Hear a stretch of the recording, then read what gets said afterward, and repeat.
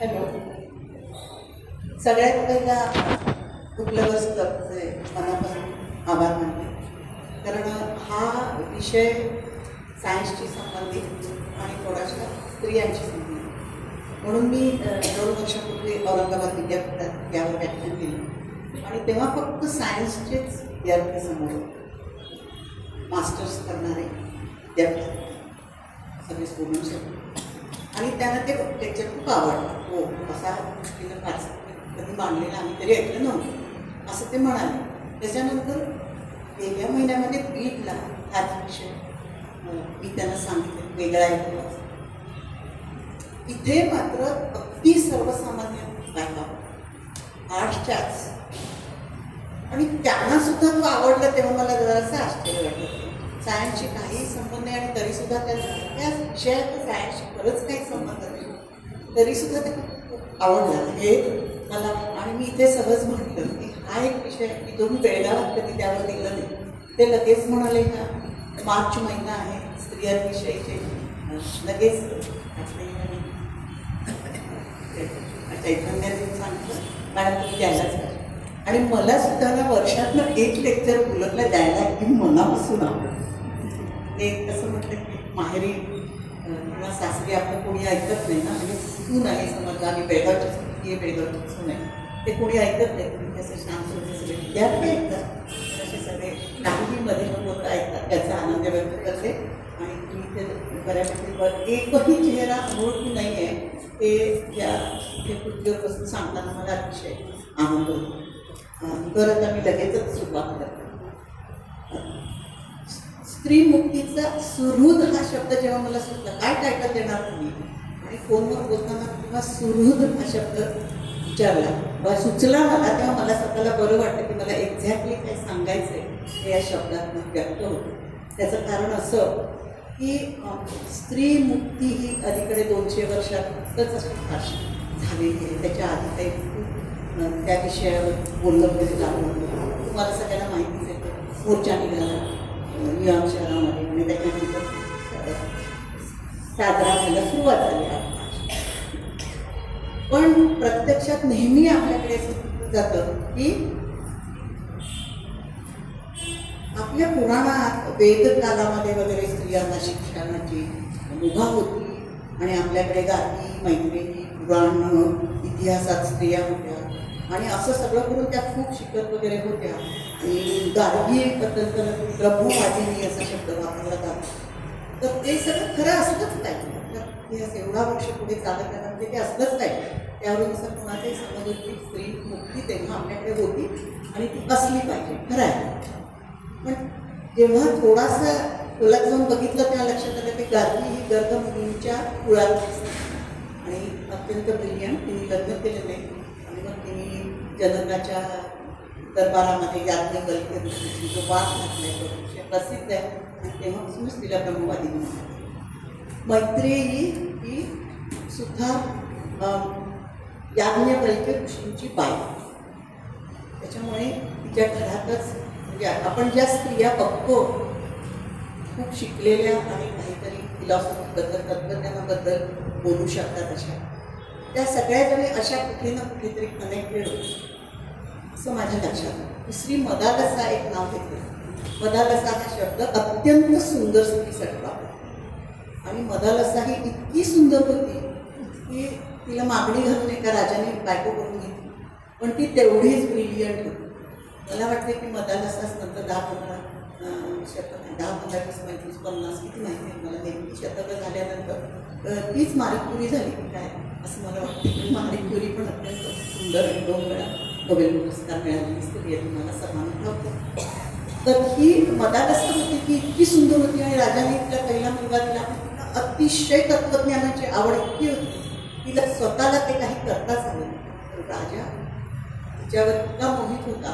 Normally त्या काळातले राजे राणीने 1 किंवा 2 मुलं दिली की त्यांचा त्या स्त्रीमधला इंटरेस्ट जवळजवळ संपायचा आणि त्यांना इतर स्त्रियांची लग्न करायची खूप मुभा असल्यामुळे आणि तो एक सर्वमान्य संकेत होता की एखाद्या सम्राटाच्या मुलीची लग्न तो आपला मित्र होता.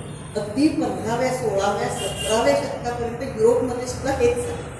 तेव्हा ही राणी करून देते, ती राणी करून दोन देशामधलं भांडण थांबवायला असा स्त्रियांचा खूप योग अगदी म्हणजे व्हिएन्नाची राणी आणि मेरी अँटोनिएट तेव्हा आम्ही व्हिएन्ना या शहराचा चालत फेरी घेतो ना, वॉक द टाउन म्हणून ते वॉक द टाउन असं जेव्हा घेतलं तेव्हा लक्षात आलं की ती व्हिएन्नाची जी राणी होती तिला 14 मुलं होती, त्यातल्या 12 मुली होत्या. आणि ती अगदी सांगायची की मी जेवढी राष्ट्राची सेवा केली आहे तेवढी कुठल्याही स्त्रीने केलेली नाही, कारण मी माझ्या अत्यंत सुंदर मुली सगळ्या राजघराण्यात दिल्या, त्यामुळे त्या राजांशी आमचं कधी युद्ध झालं नाही आणि व्हिएन्ना खूप संपन्न राहिलं देश आणि सगळं संपन्न राहिलं, त्याचं कारण मी आहे असं ती प्राऊडली सांगायची. अर्थात हे त्या मला चालत फेरी घेणाऱ्या गाईडनी सांगितलं आणि माझा त्याच्यावर विश्वास आहे, कारण फ्रान्स आणि ऑस्ट्रियामध्ये सतत युद्ध व्हायची, पण नंतर ती मेरी अँटोनिएट आल्यावर ती सगळी युद्ध थांबली. तेव्हा असा स्त्रियांचा उपयोग सर्रास राजघराण्यात व्हायचा. तर त्याच्यामुळे तेव्हाच त्या काळात स्त्रीमुक्ती म्हणायचं का, की 14 मुली जन्माला घालून त्यातल्या 12 जणींचे 12 राजांची करून त्या राजांची सलोख्याचे संबंध स्थापन केले म्हणजे ही स्त्रीमुक्ती झाली का, ते तुमचं तुम्ही ठरवायचं आहे. मला काय ते फारसं वाटत नाही. तर त्याच्यानंतर आपल्याकडे जर तुम्ही आलात तर हा प्रकार होताच. म्हणजे शिवाजी महाराजांच्या 8 बायका होत्या, त्यातल्या बऱ्याच जणी ह्या कारणाने आलेल्या होत्या. अनेक राजांकडे अशा राण्या फक्त भांडणं आणि लढाया टाळायला असायच्या. त्यामुळे वेदकालीन स्त्रिया ज्या होत्या, मदालसाची तर गोष्ट अशी आहे की पहिला मुलगा झाला त्याला तिने तत्वज्ञान शिकवलं आणि वयाच्या 14व्या-15व्या वर्षी त्याने वडिलांना सांगितलं मला राज्य याच्यात इंटरेस्ट नाही, मला तत्वज्ञानात इंटरेस्ट आहे, मी जा. दुसरा मुलगा झाला तेव्हा सुद्धा हेच झालं, कारण तिला स्वतःला काही वेदाभ्यास करायला मिळाला नाही, निदान आपल्या मुलांनी करावा म्हणून त्याला लहानपणापासून स्वतः शिकवायची आणि त्यामुळे त्याला तत्वज्ञानात इंटरेस्ट झाला. असं ह्या दोघींचं 2 मुलांचं झाल्यावर तिसऱ्या वेळी राजाने सांगितलं की आता हिला हा मुलगा तिसरा मुलगा तिच्याकडे द्यायचाच नाही, मला राज्य चालवायला वंशज पाहिजे. आणि मग मदालसा हरली आणि तो तिसरा राजा झाला. पण ती अगदी ब्रह्मवादिनी म्हणावी एवढ्या तेवढीची बाई होती, पण तिला काही आपल्या मनाप्रमाणे वागायला मिळालं नाही. तेव्हा तुम्ही ज्या सगळ्या इतिहासातल्या सर्वात महत्त्वाची अरुंधती वसिष्ठांची बायको, ती पण खूप वादविवाद करायची, कारण तिचा नवरा स्वतः वशिष्ठ असल्यामुळे. आणखी दुसरं म्हणजे म्हणजे विज्ञानाशी संबंधित असा इथे एक मुद्दा मला मांडायचा आहे की ह्या ज्या ऋषीपत्नी होत्या किंवा एवढं ऋषीच्या कुळातल्या बहिणी म्हणा गावी म्हणा किंवा ह्या त्या सगळ्या होत्या, त्यांचे खूप मोठ्या संख्येनं विद्यार्थी शिकायला यायचे आणि ते घरातली बहुसंख्य कामं करायचे.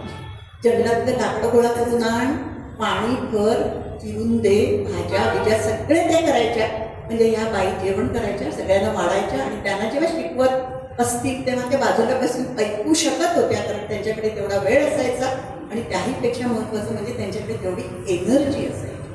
आणि त्यामुळे अरुंधती अतिशय बुद्धिमान तर असल्याच पाहिजे, पण बुद्धिमत्ता कितीही असली आणि तुम्हाला सकाळी 5 वाजल्यापासून रात्री 10 वाजेपर्यंत जर शारीरिक कष्ट करावे लागले तर त्या बुद्धिमत्तेचा किती आणि कसा उपयोग होऊ शकतो याबद्दल मला शंका वाटते. म्हणून मी हे थोडासा रेफरन्स तुम्हाला दिलेला आहे. त्यांच्या कर्तृत्वाबद्दल वादच नाही, पण त्याला ते सुद्धा दुसरं सुद्धा बघा, ज्या राण्या आहेत, पण राणी लक्ष्मीबाई आपली इतिहास मोठ्याने सांगतो. राणी लक्ष्मीबाई, तुर चंदम्मा, बेळवडी मल्लम, तारा राणी, कुणीही घ्या, सगळ्या राजघराण्यातल्या स्त्रिया. तुम्ही एखादी माधुरी शानभाग राणी झाली आणि तिने तलवार गाजवली असं नाही. जवळजवळ इतिहासात असं उदाहरण नाही. अहिल्याबाई होळकर फक्त राजाच्या एका पाटलाची मुलगी होती आणि अहिल्याबाई होळकरांचं लग्न मात्र राजघराण्यात झालं. ती अतिशय बुद्धिमान होती, म्हणून तरच मल्हाररावांनी त्यांना माहिती होतं आपले तुकोजीराव काय प्रकरण आहे म्हणून. साधं मी तिच्यावर जेव्हा इथे गेल्या वर्षी दाखल दिलं तेव्हा सांगितलं त्याच्याबरोबर 11 बायका, 32व्या वर्षी त्याच्याबरोबर 11 बायका सती गेली, त्यातल्या 7 त्याच्या नाटकशाळा ठेवलेल्या नाही. म्हणजे त्याला माहिती होतं मल्हाररावांना की आपली सून जर हुशार असली तरच हे राज्य ठीक आहे, म्हणून त्यांनी पाटलाची छोट्याशा गावातली मुलगी सून करून घेतली, तिला सगळं शिकवलं आणि मग तिच्यासाठी राज्य. ती सुद्धा सती जायला निघाली होती तेव्हा त्यांनी तिच्या जवळजवळ दोघांकडे घातलं की तू जर गेला तो मी गेली ती सून आणि राहिला तो मुलगा असं मी समजतोय, तर कृपया सती जाऊ नको असं सासऱ्यांनी तिच्याजवळ पहिला विनवलं आणि नंतर लिटरली डोळ्यातनं पाणी काढलं असं तिच्या चरित्रात उल्लेख आहे. आणि मग तिनं मात्र जे काम केलंय ते वादच नाही. म्हणजे कर्तृत्ववान स्त्रियांच्या ज्या स्त्रियांची कर्तृत्ववान स्त्रियांना आपल्याला इतिहासात खूप मोठं नाव केलेलं दिसतंय, त्यांच्या मागे आयदर त्या राण्या तरी होत्या, नाही तर ऋषिकुळातल्या होत्या ज्या भरपूर शिकल्या, ब्रह्मवादिनी वगैरे. सर्वसामान्य स्त्रियांना कधीही ही संधी मिळाली नाही. आता हा सगळा काळ नंतर थोड्या काळात संत स्त्रिया आपल्या ज्या आहेत त्यांना मात्र थोडंफार मिळालेलं आहे, पण ते सुद्धा फक्त देवधर्माच्या संदर्भातच ही मुक्ती दिसते. म्हणजे जनाबाई दळताना विठ्ठल येऊन हात लावतो, आता विठ्ठल येऊन हात लावतो म्हणजे आत्ता तुम्ही असं म्हणू शकाल की ती विठ्ठलाच्या नादात एवढी तल्लीन व्हायची की ते जातं ओढताना दंड दुखतायत, हात दुखतायत, मांडीवर प्रेशर येतं, हे ती सगळं विसरून जायची आणि तिला वाटायचं की विठ्ठल आपल्या. असं आपण त्याचं एक्सप्लेनेशन आज विज्ञानाच्या पायावर देऊ शकतो. पण रचना मात्र त्यांनी सुंदर केलेल्या आहेत, त्याच्याबद्दल वादच नाही. पण तरीसुद्धा तिला किती त्रास झालेला आहे. डोईचा बदल आली टाकून घरल्या बाजारी जाई नव्हती किंवा त्याला मला जर लोकांनी नेसवा मी तुझीच पैसे असं ती स्पष्टपणे सांगते. म्हणजे ज्या ज्या बायका थोडंसं स्वतंत्रपणे काही करायला गेल्या त्यांच्या वाट्याला काय आलं हे मला इतिहास आपला वाचला, पुराणं आणि सगळंच वाचलं तर लक्षात. फक्त उच्च म्हणजे राज्यकुळातल्या स्त्रियांना तेवढी ही सवलत होती. आणि ती सवलत का होती? त्या गोपिकाबाई असतील किंवा आणि कोणी असतील, आपल्या आनंदीबाई असतील ज्यांनी राजकारणात थोडंफार बोललं, त्या सगळ्या जणींना कधीही काम करावं लागलेलं नाही. तिथे मी आता सर्वसामान्य स्त्री मुक्ती आणि विज्ञान याच्याकडे येते. रेनेसॉन्स नंतर म्हणजे अगदी राजस्त्रिया झाल्या, सरदार जमीनदार कुणी झाल्या, तरी स्त्रीचं वस्तू असणं थोडं खोलात जाऊन बघितलं तर अगदी सहज आपल्या लक्षात येतं. आणि हे फक्त भारतातच असं म्हणत नाही, तर मी उदाहरण दिलं, जगभरात सगळीकडे हेच चित्र होते. रेनेसॉच्या काळानंतर खऱ्या अर्थानं थोडंफार स्त्रीच्या मुक्तीच्या दिशेने थोडाफार प्रवास झाला. तर तुम्ही कसा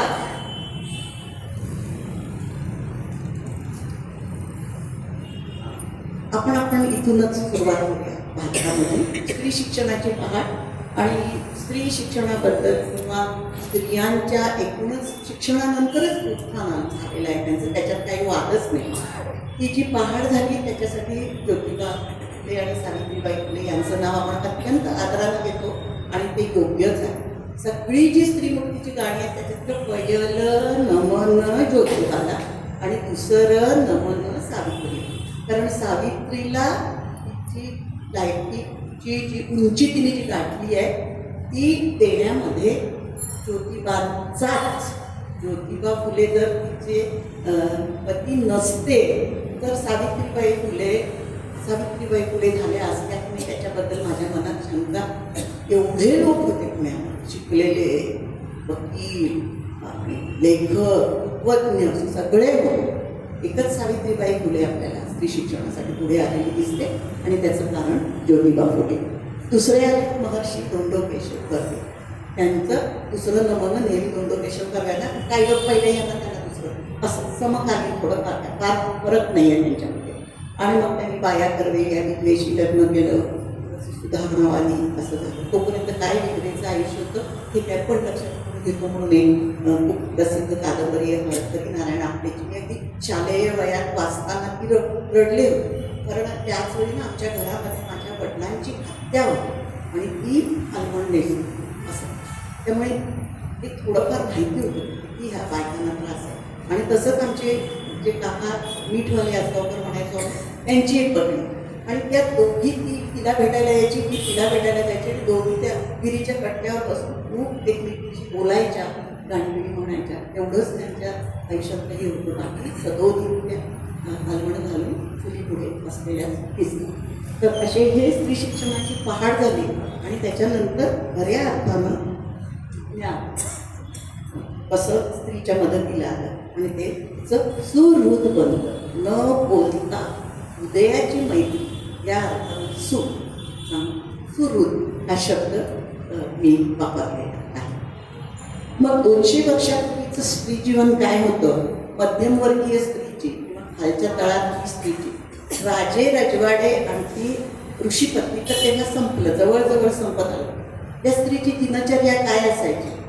ती सकाळी उठून 6 वाजता जात्यावरती धान्य दळायची आणि मग ते 1.5-2 तास दळलेलं धान्य 1 तास तरी लागत असेल. समजा 4 माणसं 5-6 माणसं घरात आहेत तर तिला तासभर तरी जोंधळा किंवा काय आहे डिपेंडिंग अपॉन फिनान्स वगैरे गहू तर फारसे नसायचे, जोंधळा किंवा तांदूळ ते दळायचे. कल्पना करून बघा, सकाळी उठून 1 तास जातं तिथून बघायचं. ते जाता आता जिथे असतं तिकडे जाऊन आमच्या घरी होतं काही गोष्टी जात्यावरच दळायच्या, उठणं असेल बाळाचं ते जातात तर असे जातं दळायचं 1 तास. त्याच्यानंतर त्याच पिठाच्या भाकऱ्या करायच्या. मी सर्वसामान्य स्त्री जायची, त्याच पिठाच्या भाकऱ्या करायच्या, सगळ्यांना ब्रेकफास्ट द्यायचा आणि मग त्याच भाकऱ्या शेतावर जायचं. शेतकरी स्त्री असेल तर कामगाराची बायको असेल तर ती चांबडं हे करायला जाईल, दुसऱ्या कामाची असेल तर नवऱ्याला मदत करायला जाईल. ऐरणीच्या देवाकडे खूप छान वाटते पण ती परत बिचारी बाजूला घालते आणि हात ऐरणीचे घाव घालतो. आपण सगळ्यांनी बघतो ते सर्वसामान्य स्त्रियांचं आयुष्य काय होतं. हे 9-9:30 झालं की नवऱ्याच्या कामाला मदतीला जायचं. हे सगळं काम फिजिकल असायचं. त्याच्यानंतर जर दुपारी 11-11:30 12-1 वाजता पुन्हा भाकऱ्या चपात्या भात काय जे करणार आणि घरातल्या सगळ्यांना जेवायला. त्याच्यानंतर कामगोष्टी नाहीच. संध्याकाळचं पुन्हा काहीतरी काम. 5-5:30 झाले की सगळे दिव्यांची तयारी, ते सगळे पुसायचे, त्याच्यात तेल भरायचं किंवा रॉकेल भरायचं, हे हळूहळू होत गेलेल्या गोष्टी ते सगळं भरायचं. आणि नंतर काय झालं होतं त्यावेळी अशी तिची दिनचर्या. आणि रात्री पुन्हा नवऱ्याची मनोरंजन करणं आलंच आलं. त्याच्यामुळे तिथे रात्रीसुद्धा चुलीला पोतेलं लावून ती जेव्हा उद्याच्या थोड्याफार तयारी खोलीत गेली तिचं दिवसातलं शेवटचं कार्य तिच्या पुढे समोरच असायचं. तर हे सगळं झाल्यावरती त्याच्यात तिला वयाच्या 16व्या वर्षी मुलं व्हायला सुरुवात व्हायची. सर्वसामान्य स्त्री ते जवळजवळ तिचं मेनॉपॉज होईपर्यंत आयदर तिला मूल तरी व्हायचं नाहीतर तिचं 3-4 महिन्यात ॲबॉर्शन तरी व्हायचं. आणि अशी हळूहळू वीक होत ही त्याची पहिली बायको, ही दुसरी बायको, ही पहिल्या बायकोची 3, ही दुसऱ्या बायकोची 4 आणि ही तिसऱ्या बायकोची 2 असं मी माझ्या लहानपणी सुद्धा ऐकलं.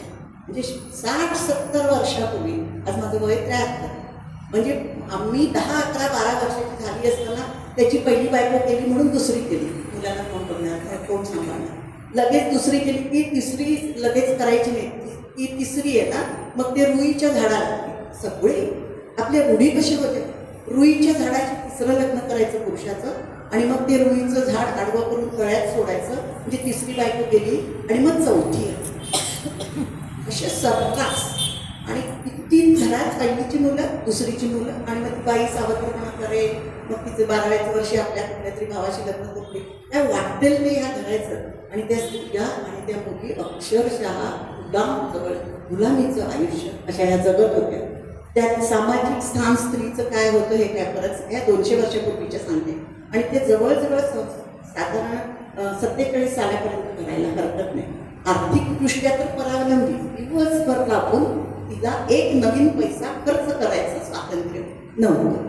त्याच्यानंतर तिचा अवकाश पण मर्यादितच असल्यामुळे ती काय करायची, ह्याच्या जी बाहेरची म्हणजे विधवा आहे त्याची जो काय तिचं फ्रस्ट्रेशन असेल ती त्या कदाचित काढत असेल असं आज मी म्हणते की म्हणजे मग तिचा नवरा केला तिला हळदीकुंकवाला बोलवायचं नाही, तिला मंगळागौरीच्या खेळाला बोलवायचं नाही, असं जे संकेत होते सामाजिक ते संकेत पाळायचे. मुलांचे प्रचंड लाड करायचे, मुलींना घरात कामाला लावायचं, काम शिकवायचं.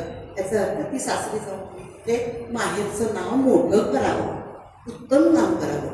जी बाई 1 तासात जोंधळे दळत असेल तर माझ्या मुलीने 45 मिनिटात दळले तर ती खूप हुशार आहे आणि तिचं सासरी तिचं कौतुक होईल कारण ती 15 मिनिटं लवकरच दळते. नुसती कल्पना. आणि मग ती दळताना ती पोया त्याचं केवढं कौतुक मराठी काव्यामध्ये. आत्ता कुठेतरी जात्यावर बसून दाखवा आणि मला एक पोळी रचून दाखवा. आणि सकाळी जर एखाद्या बाईने 1 तास दळून 1 किलो जोंधळे दळले आणि संध्याकाळी जर ती ऑर्थोपेडिक सर्जनकडे गेली नाही किंवा तिच्या कमरेला पट्टा लागला नाही तर मी माझं प्राचार्यपद परत करेन असं मी मणिनाथा नसले तरी, पण निदान माधुरी शांतार असं लावायचं बंद इतकं हे दळण त्याचं कौतुक केलेलं आहे ते हॉरिबल होतं. आणि विज्ञान तंत्रज्ञानाची पाठ आता इकडनं खरा विषय सुरू होतो स्त्री मुक्तीचा. किती जणांना माहिती आहे की मायकेल फॅराडेने स्त्री मुक्तीला किती मदत केलेली आहे. मायकेल फॅराडेने जर विद्युत शक्तीचा शोध लावला नसता तर आपल्या बायका सतत रोज सकाळी उठून पीठ दळत बसल्या. इलेक्ट्रिसिटीचा शोध लागला आणि मग त्यांनी काय केलं, अर्थात त्याच्यामागे तंत्रज्ञ जे लोक आहेत त्यांची मोठीची मोठी फळी त्याच्यामध्ये. इलेक्ट्रिसिटीचा शोध लागला, त्यांनी विद्युत चुंबकीय परिणाम शोधून काढला. मग एक मॅग्नेट असतो त्याच्यामध्ये जर कॉईल फिरली तर इलेक्ट्रिसिटी तयार होते आणि ती शक्ती आहे हे पहिल्यांदा त्यांनी सांगितलं. त्यातून उद्भवणारी चक्राकार गती मोटरच्या सहाय्याने, कारण एक पॉझिटिव्ह पोल आहे त्याला पहिल्यातून मिळालं ते 2 तारा घालून मिळालं. तेव्हा इव्हन रॉयल सोसायटीमध्ये पण लोकांनी म्हटलं ह्याचा काय उपयोग आहे, एवढीशी खिडकी तर आहे. आज तुम्ही कल्पना करा इलेक्ट्रिसिटी नाही तर ह्या हॉलमध्ये काय परिस्थिती.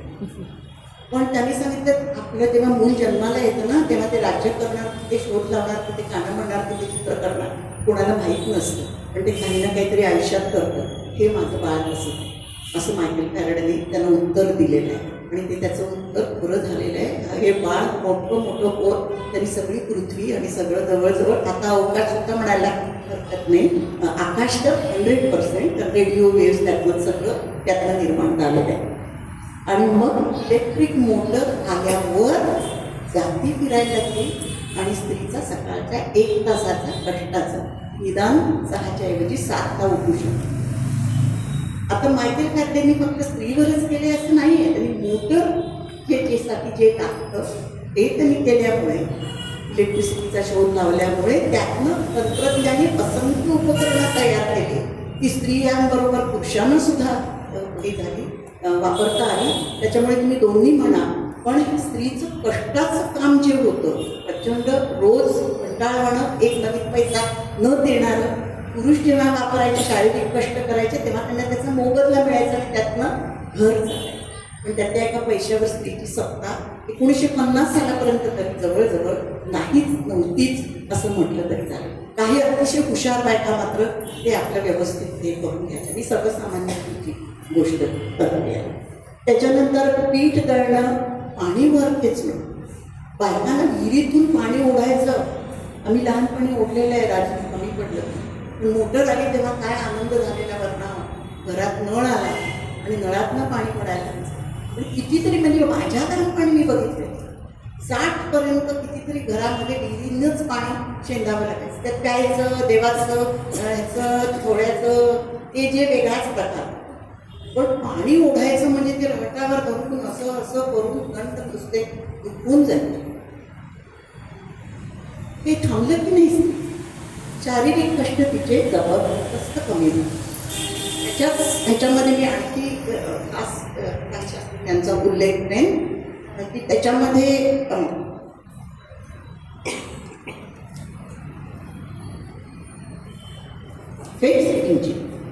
वाफेचं इंजिन म्हणजे ती किटलीवरचं झाकण होतं, जेम्स वॅटचं नाव म्हणजे जेम्स वॅट. किटलीचं झाकण उडलं, झाकण उडल्यावर त्याच्या लक्षात आलं की कोंबलेल्या वाफेत खूप शक्ती असते. जशी इलेक्ट्रिकमध्ये शक्ती असते, फॅराडेच्या लक्षात आलं, तसं वॅटच्या लक्षात आलं की वाफेचं झाकण उडलं ती शक्ती असते. आणि ही शक्ती कशासाठी वापरता येईल हे पुढे तंत्रज्ञानी डेव्हलप केलेली वेगवेगळी तंत्र आहे. पण त्याच्यामुळे वाफेमुळे कितीतरी गोष्टी, रेल्वेचं इंजिनपासून, बोटीचं इंजिनपासून, नाहीतर हाताने वळवायचे, मासेमारी करायचे, मासे विकायचे, पण त्याचे पैसे मिळाले. बायका जे कष्ट करायच्या आणि त्यांना एक नवीन पैसा देत नव्हतं, घरातलं पाणी ओढलं. मग आर्थिक परावलंबन आणि प्रचंड शारीरिक कष्ट एकावर एक लादली गेलेली बाळंत, एका पाठोपाठ एक, त्याच्यामध्ये झालेले मृत्यू, आणि अजून सुद्धा कित्येक घरामध्ये स्त्रीनं सगळ्यात शेवटचं उरलं सुरलं खायचं असं संकेत बिना तक्रार पाळत जातो, आणि आपण त्याच्या एवढ्या गुलाम झालेलो आहोत की आपण सुद्धा अगदी शिकलो, नोकऱ्या केल्या, पैसे कमावले, तरी शेवटची उरलेली वाटी पुसून घ्यायची ती घरातल्या बाईनच, असा एक संकेतच झाले. तो आपण लादून घेणं वेगळं आणि दुसऱ्यांनी लादणं वेगळं, असं अनेक तऱ्हेनं स्त्रीचं जे शोषण होत होतं ते खऱ्या अर्थाने मला वाटतंय पीठ दळणे आणि पाणी वर खेचणे या दोन गोष्टींनीच आधी तिची आर्थिक कल्पना. त्याच्यानंतर थॉमस अल्वा एडिसनचं मी नाव, स्त्रीचा सुहृद, मी मायकेल फॅराडे आणि जेम्स वॅट आणि असंख्य आहेत ना, स्त्रीचं सुहृद म्हणून विजेचा दिवा, कारण तिचे कामाचे तास एक्सटेंड झाले. संध्याकाळी सकाळी 7 वाजता सूर्यप्रकाशातच काम करायचं, नाहीतर मशाल घ्यायची रात्रीच्या कामासाठी, आणि मग कुठेतरी त्याची साडी जळली, चुलीवर सगळा स्वयंपाक, त्या आगीने असं झालं तसं झालं, अशा अनेक गोष्टी. विजेचा दिवा आला, ते चुलीवर बसलेलं पुरुषं दिसायचं नाही तिला. कोकणामध्ये तरी सर्रास पुरुषं चालून बायको केली, तर ती 60-70 वर्षापूर्वीपर्यंत सतत कानावर पडणारी गोष्ट होती. विजेचा दिवा आला आणि निदान तिला ते पुरुषं दिसायला स्वयंपाकघरात बरोबर. इथे पुरुष आहे, मला चूळ बाबा नवरा ये आणि त्याला काढणं बाहेर राहतो, ते पण नाही. बऱ्याच वेळा ती स्वतःच लागतं काढायची आणि ते पुरुषाला काढायचं. कारण ह्या सगळ्या गोष्टी तिने कराव्या ते गृहीतच धरलं होतं. एक अर्धा पाऊण तास ते कंदील स्वच्छ करा, ते रॉकेलचे दिवे भरा, मग ते तेलाचे दिवे भरा, त्याच्यात कष्टही होते, त्रासही होता. हे तर सुद्धा थॉमस अल्वा एडिसननी केलेली आहे. त्यांनी रस्ते चकचकीत केले आणि मशीन्स सुरू झाल्या, ह्या गोष्टी वेगळ्या आहेत. पण खास स्त्रीसाठी घरात उजेड आणला, त्यामुळे तिचा दिवस थोडासा लांबला, आणि त्या लांबलेल्या दिवसात कामं थोडीशी सावकाशीनं करू शकते. नाही तर मशाल घेऊन शेतात जायची, आता बॅटरी घेऊन जाता यायला.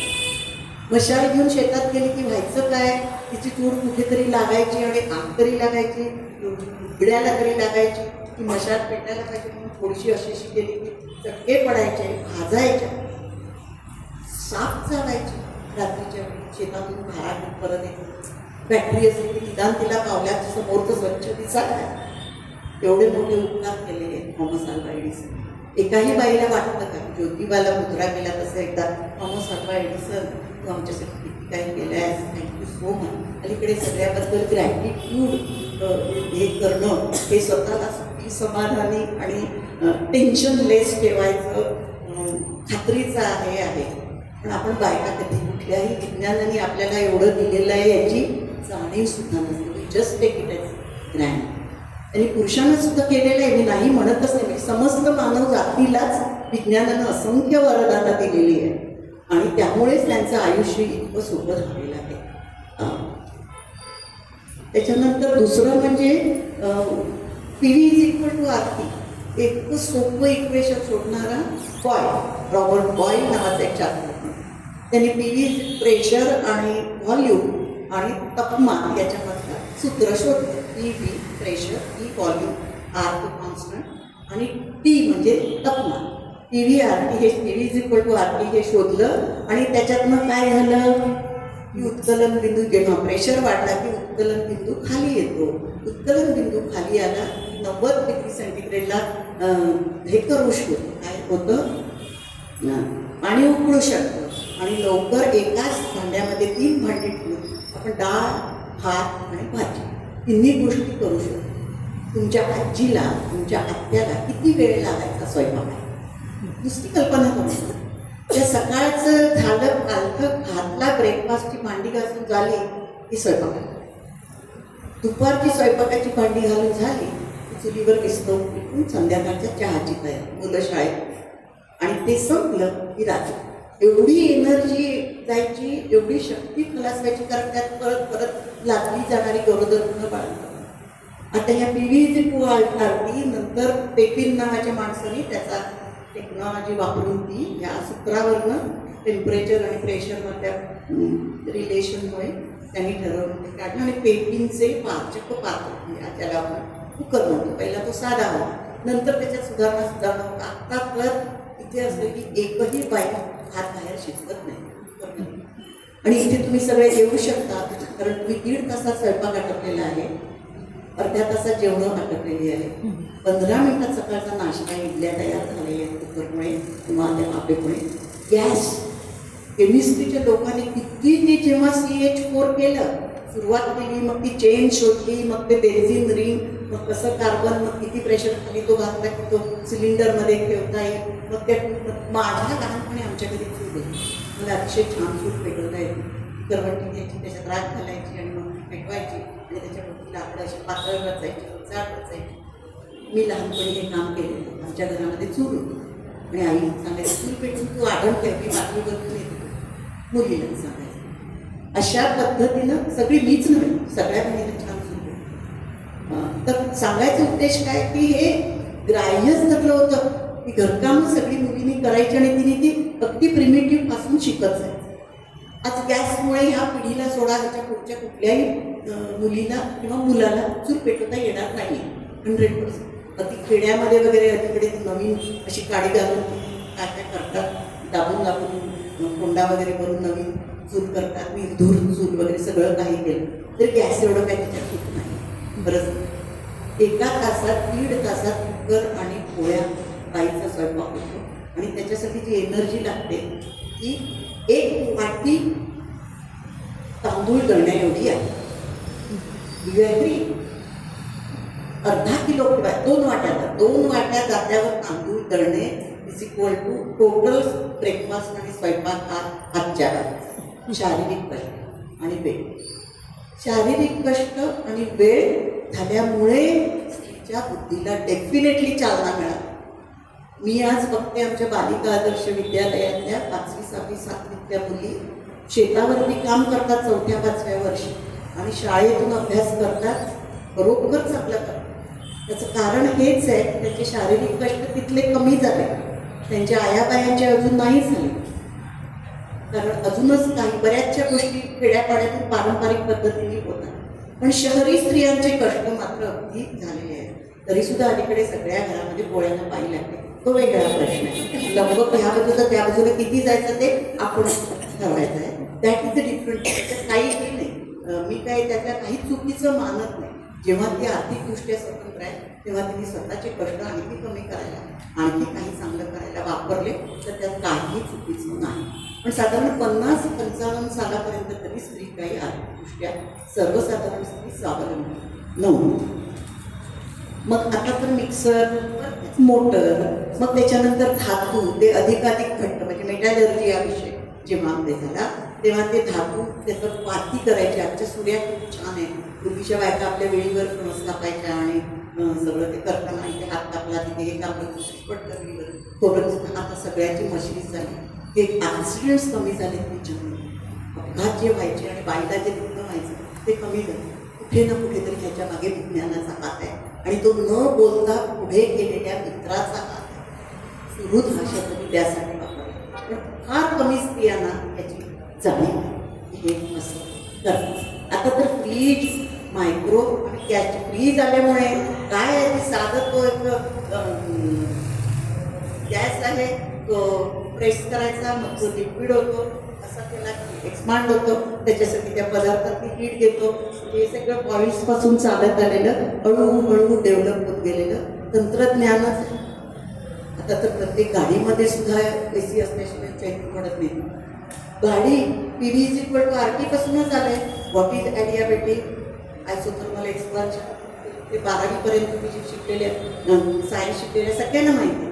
असं एक एक्सपान्शन असतं, एक फास्ट होतं, मग ते 2 स्ट्रोक इंजिन पहिला आलं, मग 4 स्ट्रोक इंजिन आलं, मग ऑटो नावाच्या एका माणसाने केलं, मग डिझेल नावाच्या एका माणसाने हळूहळू सुधारणा होत आज आपली बाई आरामात घालते. बाई कशाला पुरुष सुधारले, पण ह्या लोकांचे इतके कष्ट आहेत, इतके बौद्धिक श्रम आहेत. आणि अल्वा एडिसनचा 3000वा प्रयत्न आहे, तो त्यांनी सांगताना सांगितलेला आहे, मला 2299 मार्ग माहिती आहे की ज्यामुळे दिवा बनत नाही, असं त्याचं प्रसिद्ध वाक्य आहे. मुलगा बनत नाही असे 2999 मला मार्क आउट. हे झालं साधारण विशिष्ट संदर्भ. मुद्रण कलेने जेवढं स्त्रीला मदत केली आहे जगालाच केली. पण तुम्ही कल्पना करा, ते समजा म्हणजे पुन्हा आलं पिरियॉडिक टेबल केमिस्ट्रीच्या लोकांनी सगळे शोधले आणि मग कार्बन हा अगदी खास पदार्थ आहे असं जेव्हा शास्त्रज्ञांच्या लक्षात आलं, रसायन तज्ज्ञांच्या, तेव्हा कार्बनचं मग विराट तोच आहे, तोच ग्रॅफाईट आहे, तोच शिस्पेन्सिल आहे हे त्यांच्या लक्षात आलं. आणि मग ग्रॅफाईटची तो मऊ आहे, त्याच्यातनं अक्षरं कोरता येतात. मग ती अक्षरं ओळीनं लावली की वाक्य लिहिता येतं. तोपर्यंत भुर्जपत्र आणि हे असलं तर तुम्हाला वाटतंय स्त्रीच्या वाटेला पुस्तकाला मुद्रणकलेचा शोध लागला नसता तर ते भुर्जपत्र आणि काय काय काय काय जे लिहितात किंवा टाक शाळी ती जरा पुढचं झालं. पण 15व्या शतकापासून मुद्रणकला डेव्हलप होत झाली. त्याचं नाव दिलेलं आहे गुटेनबर्ग आणि हे त्याचं बघा मशीन. हे काय असं एका दिवसात तयार झालेलं नाही, खूप तंत्रज्ञाने खूप वर्ष. ते दिल्यामुळे तुम्हाला कॉपीज काढणं शक्य झालं. समजा याचा मुद्रणकलेचा शोधच लागला नसता तर भुर्जपत्रावर जर आपण लिहित राहिलो असतो तर किती कॉपीज झाल्या असत्या वर्षाला? 50,000 झाल्या. भारतासारख्या देशात 50,000 पुस्तकं आली तर त्यात बाईच्या वाट्याला एक तरी आलं असतं नाही. प्रश्नाचं उत्तर नाही. प्रिंटिंग आल्यामुळे त्याची भराभरा कॉपीज निघू शकल्या आणि मग त्या जेव्हा तुम्ही मार्केट आलं, मार्केटिंग टेक्नॉलॉजी, बायका शिकायला लागल्या, तेवढी पुस्तकं एक्स्ट्रा पाहिजे, तेवढं बरं पुस्तकं, हे सगळं त्याच्यामुळे. मुद्रणकलेचा गुटेनबर्ग त्याचं नाव पण कधी कोणाला माहीत नसते आणि त्यांनी आपल्या जगण्याला मदत केली आहे. खास स्त्री मुक्तीला हातभार लावला आहे, हे तर बाईच्या गावात नसतं. पुस्तकाचं सहज आणि स्वस्त उपलब्ध झालं. चोपड्या वह्यापासून आपण संगणकाच्या पडद्यापर्यंत आलेलो आहोत.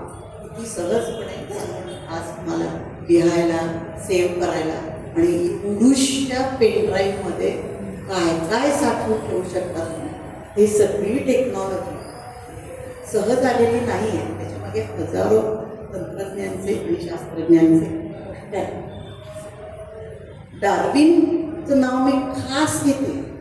त्यांनी जे ओरिजिन ऑफ स्पीसीस दिलं तोपर्यंत स्त्री म्हणजे पापाच्या खाणीतून जन्मलेली जगभरात आणि पुरुष म्हणजे तू नामक नरकत्रा येते सापुत्रा, म्हणजे तू नावाच्या नरकापासून वाचवतो तो पुत्र म्हणजे पुरुष. अशा अर्थानं इतकं डिस्क्रिमिनेशन होतं. यानं ते सगळं मोडीत आहे. Origin of species. पुरुष पण माकडापासून बनला आहे, बाई पण माकडिडीपासून. म्हणून हे डार्विनचे एक आभार मानले. त्यांनी स्त्री आणि पुरुषांना प्राणी, थोडासा उत्क्रांत प्राणी एका लेवलवर आणून हा मुक्तीच्या दिशेनं टाकलेलं पाऊल नाही आहे एक. त्याच्यानंतर अजून पुढे झालं वॅटसन अँड क्रिक. त्यांनी DNA ते शोधलं. DNA त्या शोधल्यामुळे काय झालं आपल्याला कळलं की ते फक्त ASGT ते 4 इकडे तिकडे झाले. त्या 4 प्रोटीन्सच्या ह्याच्यामध्ये सर्व लिपी लिहिलेली आहे, आपले सगळे गुण आहेत. तर जे जे काय आहे ते या 4 प्रोटीन्सच्या क्रमवारीवरनं कळलं. मी अशी का दिसते आणि थोडीशी सेम जीन्स असून माझी बहीण थोडीशी वेगळी का दिसते, त्याचं कारण हे तरी थोडासा फरक आहे. आणि यानं काय केलं, यानं स्त्री पुरुष थोडा सगळे प्राणी, बटाट्याचे आणि माणसाचे काहीतरी 40% 45% हे सारखे आहेत म्हणे. काय काय येतं मध्ये ते नेमका आकडा काय माहिती गरज नाही, पण मुंगी असू दे सगळे पृष्ठवंशीय प्राणी. उत्क्रांती कशी झाली हे त्यांनी सांगितल्यामुळे, त्यांची लाईन दिल्यामुळे झालं काय की जो आज जे एका बॅक्टेरियावर किंवा व्हायरसवर जे संशोधन होतं ते माणसाला उपयोगी पडतं. याची सुरुवात डार्विनच्या आणि वॅटसन अँड क्रिकच्या शोधाने झालेली आहे. त्याच्या प्रोटीनचे रेणू, अमायनो आम्ल आणि त्याच्यातलं शेवटचं आहे ते सर्वात महत्त्वाचं X आणि Y क्रोमोझोम्स हे शोधून काढले वॅटसन अँड क्रिकच्या शोधानंतर. तोपर्यंत त्या बाईला मुली होतात म्हणून दुसरं लग्न सर्रास, त्या बाईला सतत मुलीच होतात. म्हणजे ती विलक्षणी आहे म्हणून दुसरा सून आणायची आणि तिला मुलगा होईल व्हायचे कधी कधी. पण ते सगळं 50-50 हे आहे, नाणं टाकल्यासारखं आहे आपल्याला माहिती. पण हे जे सुटका केली की स्त्रीचा दोष नाही आहे. जेव्हा तिच्याकडे 2 एक्सच असतात, जेव्हा पुरुषाकडून तिला वाय मिळतं तेव्हा मुलगा होतो. म्हणजे मुलगी जन्माला आलेली स्त्री जबाबदार नाही आहे. ती विज्ञानानं ठामपणे सिद्ध केलं. आणि एक टॉर्चर स्त्रीचं मला सांगायचं, त्याच्यासाठी न बोलता स्त्रीला मदत केलेला म्हणून सुरुद हा शब्द सुचल्यावर मला फार बरं वाटतं. हा कशा अर्थाने वापरता असं चैतन्याने पण मला विचारलं. मी नाही म्हटलं, मला हाच शब्द पाहिजे. न बोलता हृदयातून त्याला मदत करायची आहे स्त्रीला, असा हा सुरुद. म्हणून विज्ञान स्त्री आणि ज्ञान हाचा सुरुद असा शब्द वापरतो. आणि सर्वात महत्त्वाचं वाचल्याबरोबर मला कोणाला रघुनाथ धोंडोकेश्वर करायचं नाव सगळ्यांना. एवढं जरी झालं, एवढी विज्ञानाची प्रगती झाली तरी जे 16व्या वर्षी आई गरोदरपण बाळंतपण सुरू व्हायचं सर्वसामान्य स्त्रीचं, ते तिच्या मेनॉपॉजपर्यंत चालूच राहायचं. मी मगाशी सांगितलं. आत्ता तुम्ही ऐकता काय, त्याची पहिली बायको, त्याची दुसरी बायको, त्याची तिसरी बायको. आता डायव्हर्स आपण प्रचंड ऐकतो. पण बायको मेली म्हणून दुसरं लग्न ही खूप कमी झालं का? रघुनाथ धोंडोकर वडिलांनी इतकंच महत्त्वाचं काम त्यांनी स्त्रीमुक्तीसाठी केलेलं आहे. मालतीबाई कर्वे समाज स्वास्थ्य मासिक, ज्याच्यावरती दगड टाकले लोकांनी सगळं. आणि आज तर काय त्याच्याबद्दल जायचंच नाही. पण मार्गारेट सँगर आणि विल्यम गोल्ड ही 2 नावं बायकांनी लक्षात ठेवायला. मार्गारेट सँगर ही एक साधी नर्स होती आणि तिच्याकडे ह्या सतत बाळंतपण येणाऱ्या गरोदर राहणाऱ्या मुली यायच्या. आणि त्या कॅथलिक, म्हणजे न्यूयॉर्कमधली बाई आहे ती, कॅथलिक असायच्या. त्यांच्या धर्माप्रमाणे फॅमिली प्लॅनिंग ते संमत नव्हतं. त्याच्यामुळे काय व्हायचं, ह्या बायका मरायच्या. त्यात सांगायच्या काय मला नको आहे, काय करू. मग वेडे वाकडे उपाय करून त्यांचे जीव जायचे. अमेरिकेतच कशाला, आपल्याकडे पण तेच का, एवढा पपया काय काय शेजारी सांगते ती सांगते, ते कसले काहीतरी अघोरी प्रयोग स्वतःवर करून बायका बाळंतपण टाळायला. हे खूप एनर्जी खाणारं काम आहे. आई हे कितीही महान सत्व असलं तरी मूल, आणि त्यावेळी ते 7-8 वर्षाचं होईपर्यंत आई मध्ये 2 झालेली असायची. आणि कितीतरी वेळा तिथे आईची बाज, मुलीची बाज, सुनेची बाज, असं घरात सर्रास असायचं. तिलाही मूल, सासूलाही मूल, सुनेलाही मूल एकाच वेळी. सून 17 वर्षाची, सासू 40. पण तिलाही 17व्या वर्षीच मुलगा आला. त्यामुळे तिची पहिली ती पण मुलगी झाली. ती मुलगी आणि ती त्या दोघींचीही बाळंतपणं एका वेळेस झाली. त्यातनं ह्या सँगरबाईंनी सुरुवात केली, चळवळ केली. तिच्यावरती खटले भरले. तिला पोलिसांनी चक्क अटक केलेली आहे. का तर तू कॅथॉलिक धर्माच्या विरुद्ध करतेस. एकदा तर तिला त्या बायका एवढ्या तिच्या प्रेमात होत्या. प्रेमात म्हणजे त्यांना कळत होतं की ही आपल्या भल्यासाठी काम करते. त्यांनी तिला अक्षरशः पळवलं आणि लंडनमध्ये काही काळ राहिली आहे. ते सगळे इंटरनेटवर तुम्ही मार्गारेट सँगर खात्यात येऊ शकतो. आपल्याकडे मालतीबाई कर्वेंना सुद्धा साधारण हेच सोसावं लागलं. पण ती बाई अजिबात चळली नाही. तिने वयाच्या 60s ती गेली. तोपर्यंत तिने चळवळ केली. सगळ्या बायका न्यूयॉर्कच्या रस्त्यावर उतरल्या आणि त्याने मोठा मोर्चा काढला.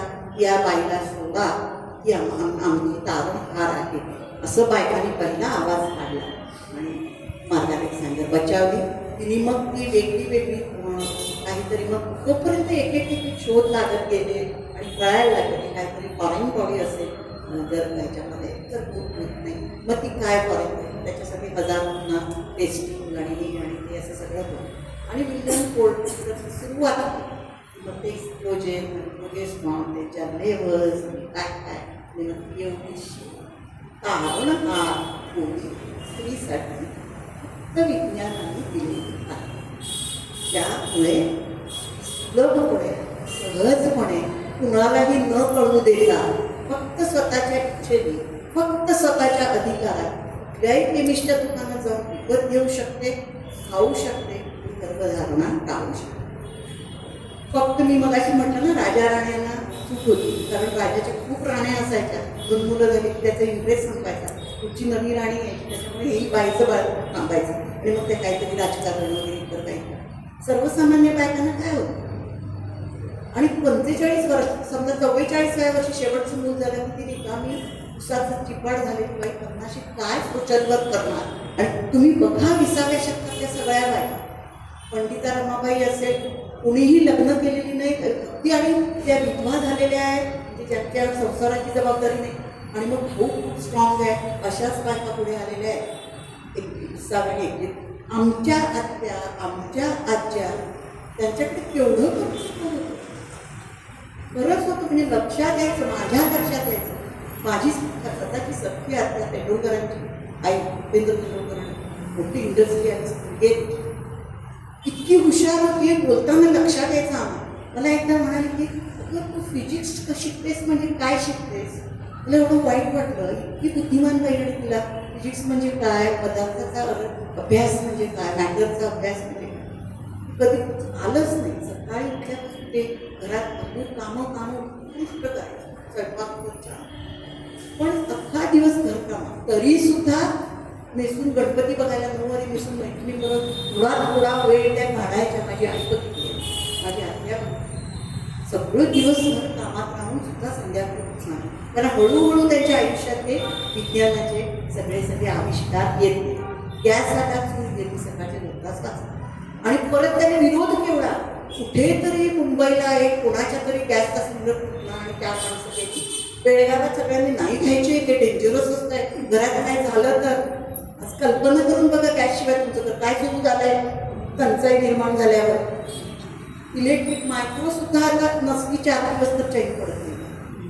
5 मिनिटात ते नवरा बायको एकत्र येतात, हातपाय धुवूनपर्यंत ती प्लेट घालते, त्याच्यात सगळे पदार्थ घालते, 2 मिनिटं ठेवते, नवऱ्यासमोर ठेवते, खुर्ची ठेवते, आपल्यासमोर मस्त गप्पा मागत ठेवते, गरम गरम ठेवते. मायक्रोमुळे शक्य झालेलं आहे. हे सगळं कुणी विज्ञानाने केले की नाही. 21व्या बायका त्याबद्दल कृतज्ञ आहेत विज्ञानाशी.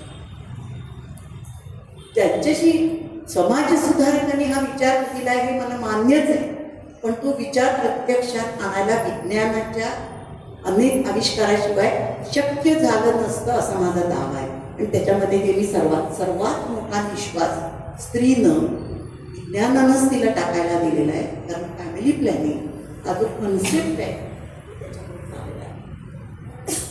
आणखी हे वैद्यकशास्त्राने जे स्त्रीसाठी पुरुषांसाठी तर केलेलंच आहे, सगळ्यांसाठीच केलं, पण हे जे केलेलं आहे त्याच्यात कुटुंब नियोजन आहे, अगदी सिस्टमॅटिकली कसं करायचं, 4 वर्षाचं अंतर काय ठेवायचं, तर ती सगळं भरून काढू शकते आपल्या शरीरातले जे काय उत्तम केमिकल्स ते बाळासाठी गरोदरपणा खर्च झालेली ते भरून काढायला. मुलाला दूध द्यायला पाहिजे, त्याच्यात 6 महिने वर्ष पाहिजे दूध देते, त्यातनं तिच्या शरीरातनं काय काय जातं, त्याच्यातनं तिला परत शरीर कसं तिचं नॉर्मलला दुसऱ्या बाळापणा पाहिजे. तर आता तो प्रश्नच नाही. बस 2 या 3 बच्चेपासून हम 2 हमारे 2, आता हम 1 हमारा 1.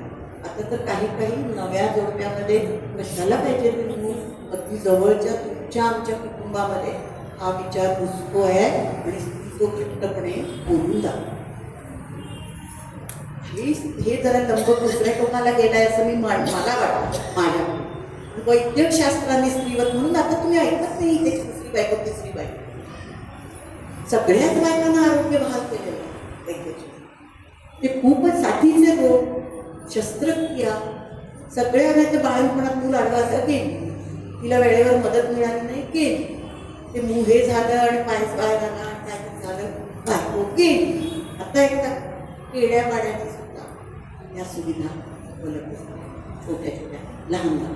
आणि हे मी फक्त भारतापुरतं बोलत नाही, सगळ्या जगाबद्दल बोलतो. जेनेटिक उपचार, आयुष्यमान एकूणच वाढलं आहे. आणि हे तपासण्यासाठी जे विज्ञानाने केलं आहे, फिजिक्स, केमिस्ट्री, मॅथमॅटिक्स, बायोलॉजी, 4 विषय एकत्र आले. आणि या 4ही विषयाचं ज्ञान असलेल्या लोकांनी पेट स्कॅन, आता कोणाला वाटलं होतं पॉझिट्रॉन म्हणजे एमिशन टोपोग्राफी असं काहीतरी ते नाव आहे पेटचं. नाहीतर पूर्वी ते उघडूनच बघावं लागायचं ना काय आहे ते. आणि आता तर ते तुम्ही MRI करून आणा म्हणून, MRI शब्द सगळ्यांना माहिती आहे. MRIचा लॉंग फॉर्म म्हणजे मॅग्नेटिक एलिमेंट. किती जणांना माहिती असते. मॅग्नेटचे सगळे जेव्हा गुण लक्षात आहेत तेव्हा कळायला की हे याच्यासाठी वापरता येईल. आणि फिजिसिस्टनी तर जे आपले जे शोध आहेत, एक्सरे सर्वात पहिला रॉन्टगेननी ते शोधलं, त्याचा काय उपयोग आहे, त्याचा काय उपयोग आहे असं पहिल्यांदा म्हटलं तर मग नंतर लक्षात आलं की तो शरीरातनं आतमध्ये ते जाऊ शकतं. मग त्याची एचनी ऊर्जा अगदी कमी आहे. ऊर्जा जी कणाची असते, प्रकाश कणाची, ती अगदी कमी आहे. ती कमी आहे म्हणून शरीरातनं ते आरपार जातात, हाडातनं जाऊ शकतं. हाडाची रचना कळायला, ते उसाची कळायला. मग आता तर ते कॉम्प्युटरला जोडतात, तुम्ही सुद्धा बघू शकता. मग ती 1 महिन्यात 4 ते 5 आठवड्याचं बाळ बघू शकता. तर उत्सव झालेला आहे ना परदेशात. पहिलं आपलं बाळ बघायचं सोनोग्राफीमध्ये, आणि ते नवरा आणि बायको आणि ते डॉक्टर ते काय बघायचं म्हणजे फर्स्ट फोटोग्राफ घालायचा इंस्टाग्रामवर आणि ह्या गोष्टी म्हणजे मी नंबर दुसरीकडे गेला असं म्हणते. पण ह्याच्यामुळे कळायला लागलं ना की गर्भावस्थेत सुद्धा निओनेटॉलॉजी हा विषय गर्भावस्थेतल्या उपचाराशी संबंधित आहे. बरोबर आहे ना मी सांगते. पूर्वी ती आल्यावर ती बाई आधी मुलगा होऊ दे, मग तो हेल्दी असू दे, मग मुलगी झाली तर निदान ती गोरी असू दे, तिचे नाकडोळे चांगले असू दे, मग असं ज्या अपेक्षा होत्या ते सगळं तुम्हाला आता तिला कसले रोग आहे, काय जेनेटिक रोग आहे का, खूपच जर सिकल सेलसारखा असाध्य रोग असेल तर बाई तुझे 10 आठवड्याचं काढून घ्या, डॉक्टर सांगतात. आणि घरसुद्धा त्याला बघून किंवा मेंटली खूप रिटायर्ड आहे ते 4-5 महिन्याला कळू शकतो. कानाचे काही डिसीज, डोळ्याचे काही डिसीज किंवा टाळू भरण्यात काही आहे, हे सगळं ते गर्भाच्या निओनेटॉलॉजीकडे कळू शकतं. आणि त्याप्रमाणे उपचार लवकर सुरू केल्यामुळे जास्तीत जास्त हेल्दी बाळ जन्माला येऊ शकतो. 1च आणि 2च होतात, त्यामुळे लोक वाटले ते तरी ते का सगळ्या तपासण्या करून देतात. आणि ह्या सगळ्या तपासण्या विज्ञानानं दिलेल्या. आता ट्रान्सप्लांट, कृत्रिम अवयव, सरोगसी, मूल नसलेल्या बाईला किती छळ होत असणार. आधी दुसरी बायको यायची, मूल नाही पहिला, अगदी 100 वर्षापूर्वीपर्यंत बाईला मूल झालं नाही की मुलाचं दुसरं लग्न करायचं. दुसऱ्या मुलालाही झालं नाही की तोपर्यंत तपासण्या आल्या ना, मग ते बाईमुळे होत नाही की त्याच्यामुळे होत नाही हे कळायला लागलं. पण तरी सुद्धा ते रिपोर्ट लपवून ठेवणं वगैरे काय बरेच प्रकार त्याच्यावर भरपूर साहित्य बसवलेलं आहे, तिकडे मला जायचं. पण आता काय झालंय, बाईमध्ये क्षमता नसेल तर दुसऱ्या कोणाचं तरी ओगम घ्यायचं, तिसऱ्या कोणाचं तरी स्पर्म घ्यायचं आणि ते तिच्या गर्भाशयातून नुसतं का बघायचं. IVF आहे ना, तेवढी तंत्र त्याच्याने बाई आणि भरपूर भरून वाहत असते. अक्षरशः ही क्लिनिक जिथे जिथे ती भरून वाहत असते. असे अनेक प्रकाराने पहिल्या आणि दुसऱ्या महायुद्धातून हे स्त्री जी आहे या सगळ्याचे इफेक्ट्स दिसायला. का तर पुरुष लढाईवर गेले आणि बायकांना शरीर सांभाळायची, व्यवस्था सांभाळायची वेळ आली म्हणून त्या बाहेर पडल्या. त्याचवेळी त्यांचे शारीरिक श्रम कमी झाले होते म्हणून त्यांच्याकडे ऊर्जा होती. आर्थिक त्यांना पैसे देऊन नोकऱ्या दिल्या आणि तिथून पहिलाच आर्थिक स्वावलंबन सुरू. त्याच्यापूर्वी शेतात राबणारी बायको किंवा या 1 आणे 2 आणे मजुरीवरती असणाऱ्या बायका काही त्यांना आर्थिक नव्हते. घरकामातली सुलभता आली, ती विद्युत, नळ, गॅस, वेगवेगळे रस्ते, टेलिफोन, आणि मग तिथं शिकायला शाळा झाल्या प्रतिभा मुलींच्याकडे आणि सरकारच्या कृपेने. आणि आज स्त्रिया मग व्यवस्थापन शास्त्राचा उदय झाला 50-60 आणि बाईला त्यातले पूर्वीच्या काळी ती फार चुरूक आहे. कोकणी मला शब्द आहे चुरूक आहे, म्हणजे ती एका वेळी 3 कामं करू शकते. त्या बाईला चुरूक म्हणायचं, खूप स्मार्ट आहे. आता त्याला मल्टीटास्किंग असा शब्द आहे. त्याच्यावर जाडी म्हणजे त्या मुलाचा गृहपाठ घेता ती चपात्या लाटायची, ताटात ठेवायची आणि चुकलं गणित त्याला धपाटा मारायची, तळ्यावरची पोळी. हेच मल्टीटास्किंग आणखी शास्त्रशुद्ध पद्धतीने जेव्हा करतात तेव्हा ते हैदराबादला नाहीतर अहमदाबादला MBS 5 लाख त्या 25 लाख झाली असेल. मी सांगते तुला पैसे देऊन ते शिकतात. ते मल्टीटास्किंग स्त्रीला होतं ते ती सहजपणे करू शकली, कारण तुमची शारीरिक शक्ती शिल्लक राहिली होती. म्हणून आज तुम्ही बघता की साधारण 25-26 वर्ष आणि आता घराने ते ॲक्सेप्ट केलेलं. स्त्रीचा विकास हा घराचा विकास आहे. त्यांनी घरात शांतता नांदते, समृद्धी नांदते. आणखी इतकंच नव्हे तर मुलं अतिशय उत्तम होतात. जे संसाराचं हे आहे ते हे आहे हे सगळं होऊ शकतं जर शिक्षित असेल तर. म्हणून म्हणतात ना, पुरुष शिकला तर तो शिकतो आणि बाई शिकतो तर घर शिकतो, असं सोप्या शब्दात म्हणतो. म्हणून स्त्री शिक्षणाला आज सगळेजण त्याच्यानंतर तर आता ह्या 20व्या-21व्या शतकात तर खूपच झालेलं आहे. व्यवस्थापन, नियोजन, उलट असं माझ्या मते इंदिरा नोईच्याच मुलाखतीत आहे.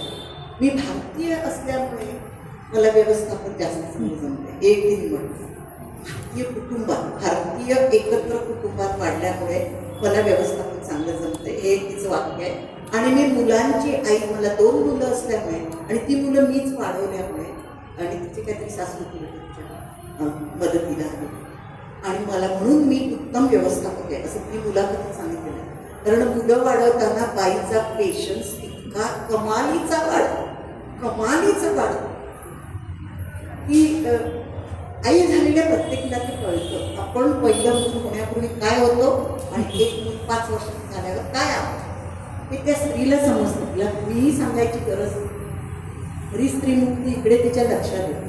आणि मग ते शाळेत जायला लागतं. तिची पूजा शिल्लक असते, तिच्याकडे वेळ असतो आणि ते तिला हवं ते करू शकतो. माधुरीशांतला लिहायला लागेल आणि त्या कोणाला काहीतरी करेल किंवा चित्र काढेल की आणि कोणी गाईल, कोणी काहीतरी करेल, कोणी काहीतरी करेल, डान्स करेल, काय हवं ते करेल. कारण तुमच्याकडे वेळ आहे, तो विज्ञानाने दिलेला आहे, शक्ती आहे, ऊर्जा आहे दिलेली आहे, असंख्य साधनं दिलेली आहे, असंख्य संधी दिलेली आहे आणि आर्थिक स्वावलंबन जी निर्भरता येते मला कोणाच्या तोंडाकडे बघायला नको. आजचा काळ, उद्याचा काळ हा तर फारच हे आहे.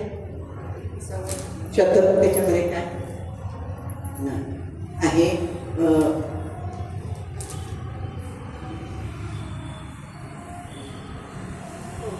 संपत्ती, पेटंट त्याच्यामध्ये ते पुरुषाच्या बरोबरीने आहे. फक्त एकच चंगळवाद सगळ्याच जगात वाढणार, सगळ्या जगातच वाढणार. स्त्रीला कशाला दोष द्यायचा. एक सहज आठवली अलीकडेच वाचलेली गोष्ट सांगते की एक ह्याच्याला व्हॉट्सअप युनिव्हर्सिटीत आलेली मी ती खोटी असण्याची शक्यता आहे पण ती फार छान आहे म्हणून की महात्मा फुले, सावित्रीबाई फुले एकदा महात्मा फुलेला म्हणाले की मला आणखी एक उघडं माहिती. तर महात्मा फुले उत्तम व्यापार करत होते. त्यांनी भरपूर पैसा, तो सगळा पैसा सत्यशोधक समाजासाठी. आणि त्यांनी जी विधवा गृह उभारलं होतं, जी बाई चुकून पाय कसं बरोबर तिची काही चूक नाही, तर तोपर्यंत मार्गारेट सँगरच्या आणि विल्यम गोल्डच्या गोळ्या आलेल्या नव्हत्या. त्यामुळे या बायका फसायच्या, तर ती जवळच्या पुरुषाकडनंच फसायच्या आणि मग त्यांना जीव द्यायची पाळी यायची. आणि कुणीतरी सांगितलं की फुले मदत करतायत, पण पुण्यात तरी त्या चोरून चोरून फुलांकडे यायच्या आणि मग त्यांना फुल्यांना आश्रय द्यायचा. असं बरंच घडलेलं आहे. सत्यशोधक समाजाने खरंच खूप छान काम केलं. तर ह्यांच्याकडे जाऊन जेव्हा तिसरं पुढं मागितलं तेव्हा ते म्हणाले कशाला पाहिजे तिसरं पुढं, आपण मिळवलं ते सगळे पैसे ह्या बायकांसाठी खर्च करायचे. तुला आज एक मिळेल उद्या एक पुरेसं आहे की ते धुवून वाढतं, आज ते रात्री तुम्ही की वाढतं, असं मी उत्तर दिलं. त्यांनी सांगितलं की बरं म्हणाले आणि मान खाली घालून गेली. आणि मग त्याच्या बाजूचे म्हणाले, बाजूचा जो माणूस होता तो म्हणाला हो तिने तिसरं पुढं कशाला मागितलं माहिती आहे का, की जेव्हा जाते ना रस्त्यात तेव्हा लोक तिच्या अंगावर शेण टाकतात आणि चिखल टाकतात, त्या त्याच्यावर लुगड्यावर विद्यार्थ्यांसमोर कसं उभी राहील म्हणून ते एक तुकडं पिशवीतून घेऊन जातं आणि रात्री ते धुते. ते कधी कधी सकाळी वाढत नाही, त्याच्यामुळे तिला तिसरं तुकडं असं सांगतो. आज पाठ असताना आणि नेहमी माझ्याकडे एक सुद्धा धड साडी नाही असं सतत ऐकवणाऱ्या बायका असतात. ते नंबकाचं कुठं असं म्हणून. पण हे चांगलं की वाईट हे प्रत्येकाने का विज्ञान हे शेवटी निर्णय काय घेऊ शकतो, ते फक्त ते सुरुद म्हणून तुम्हाला आपला मदतीचा हात पुढे, तो हात कसा घ्यायचा कसा वापरायचा, एवढ्याच वेगाने शस्त्रास्त्र क्रांती झाली, तेवढ्याच वेगाने ती शस्त्रास्त्र काय करू शकतं ते आपण आज घरी गेल्यावर टी लावणार सगळ्यांना झोपायच्या बातम्यांना आणि मग त्याच्यावरती बघणार आणि हे पाठवलं हॉस्पिटलवर टाकला मुलींच्या वाईट वाटतं तिसऱ्या दिवशी